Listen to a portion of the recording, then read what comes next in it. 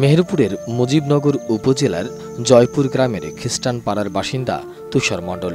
শরীরে যেন বয়সের চেয়েও ভারী এক যন্ত্রণা বাসা বেঁধেছে। অজানা রোগে আক্রান্ত হয়ে মৃত্যুর সাথে লড়াই করছেন তিনি।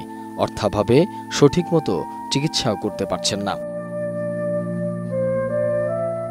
একসময় পাখি ভ্যান চালিয়ে সংসার চালাতেন তুষার। পরিবারের উপার্জনক্ষম একমাত্র ব্যক্তি ছিলেন তিনি। সেই ভ্যানটিও একদিন চুরি হয়ে যায়। স্থানীয়দের সহযোগিতায় আবার সেই ভ্যানটি কেনা হয়, কিন্তু শরীরের দুর্বলতা ও রোগের কারণে সেটিও আর চালাতে পারছেন না তিনি। আমার শ্বশুর এই রোগে আক্রান্ত ছিল। আমার শ্বশুর মৃত্যুর পর ওর বাবাও একই রোগে আক্রান্ত। অনেক জায়গা দেখানো শোনা হয়, কিন্তু সে সুস্থ হয় না। তৃতীয়ত আমার ছোট দেওর, ওর বাবা আর আমার ছোট দেওরও এই একই রোগে আক্রান্ত। তারও অনেক টাকা পয়সা যশোর, খুলনা, রাজশাহী পর্যন্ত নিয়েছি, ইন্ডিয়াও নিয়ে গেছি, ভালো করতে পারে না। সেও মৃত্যুবরণ করে। চতুর্থ ওর একটা বোন ছিল, ওর ছোট, সেও এই রোগে আক্রান্ত। তার বাগাডাঙ্গায় বিয়ে দিছি, একটা বাচ্চা হয়েছে, মেয়ে বাচ্চা, সেও মৃত্যুবরণ করার পর এই ছেলেও এই যে এখন এই অবস্থায়। এরও অনেক গরিব মানুষ, জমি নাই, জায়গা নাই, 3টি বাচ্চা। ওই তার স্ত্রীরাও একটু আল্লাহ মতন, তার মাও বিধবা। সংসারের কোনো আয় উন্নতি করার লোক নেই। এখন যে ও দেখাবে কি ওর এই 3টি বাচ্চা ভরণ পোষণ, খাওয়া দাওয়া করবে, সে ক্ষমতা ওর নেই। এখন আমরা ওই একটা গাড়ি ছিল, চুরি করে নিয়ে গেল গ্রামের লোক, কর্তা তুলি, তার গাড়িটার ব্যাটারিটা কিনে দিল।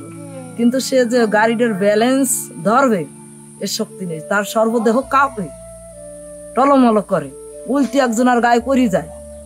আবার যদি কেউ পাশে থাকে, আমরা খপ করে গিয়ে তার ধরি তুলি দিই। ওই একজনের গাড়ির সাথে ধাক্কা মেরি ও গাড়ি ভেঙে নিয়ে বাড়ি চলে আসছে। এই অবস্থায় তার দিনও কাজ চলছে। সবারই অনুরোধ, আপনারা যদি আমাদের হয়ে সরকার থেকে কিছু সাহায্য, কি আপনারা কিছু সাহায্য সহযোগিতা করতেন, আমরা আপনাদের কাছে চিরকৃতজ্ঞ থাকতাম। স্থানীয়রা বলছে তুষার মণ্ডলের এই রোগটা বংশগত। এ পর্যন্ত পরিবারের 4 জন এই রোগে মারা গেছেন। আমার এই ভাইটা যা একটু ভিটামাটি ছিল, বেচা কেনা করে চিকিৎসা করেছে, অনেক, কোনো কিছুই হয়নি। আমি তো আমার দাদার দেখিনি, আমার দাদার নাকি এই রোগটাই ছিল। তারাও অনেক চিকিৎসা করেছে, যেভাবেই হোক, গরিব মানুষ ছিল। এখনো তারপরে গেছে আমার এই কাকা, এর বাপ, তারপরে আমার ছোট কাকা এই রোগেই মারা গেছে, একটা বোন মারা গেছে। তো কোনো পাওয়া যাচ্ছে না, রোগটার নাম কি, কিভাবে হয়েছে, কোথায় থেকে উৎপত্তি হয়েছে, কোনো খবর নেই। এর শুধু একই ঝামেলা, 2 দিন পর জ্বর হয় আর কাশি, জন্ডিস, অতিরিক্ত জন্ডিসের ভাব।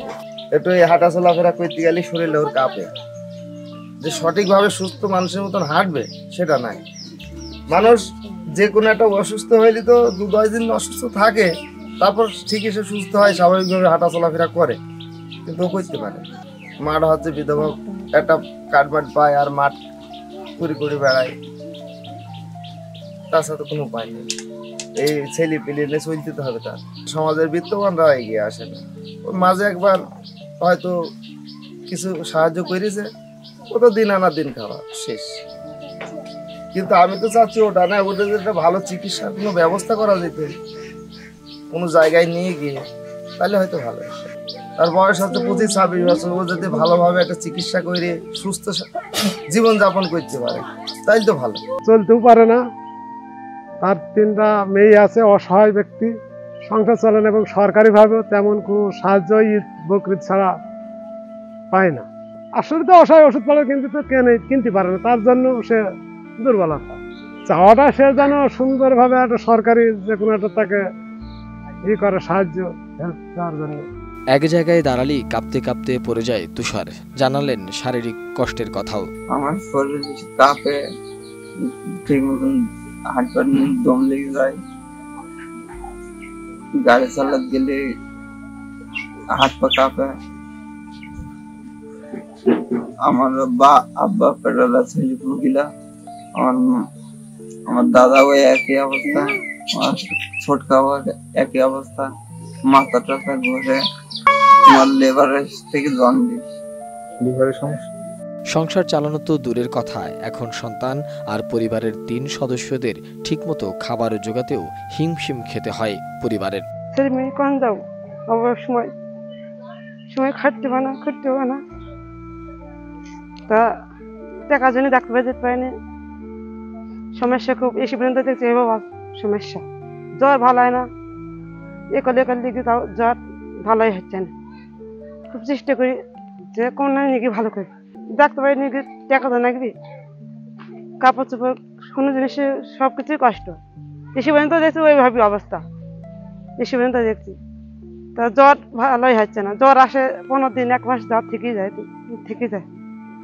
3-4 মিনিট জ্বর আসে, নিজের পানি সময় পরে আমার 4 শরীরে দেখে ভাত পানি তাই খাই, সময় ভ্যান চালাতে পারে না।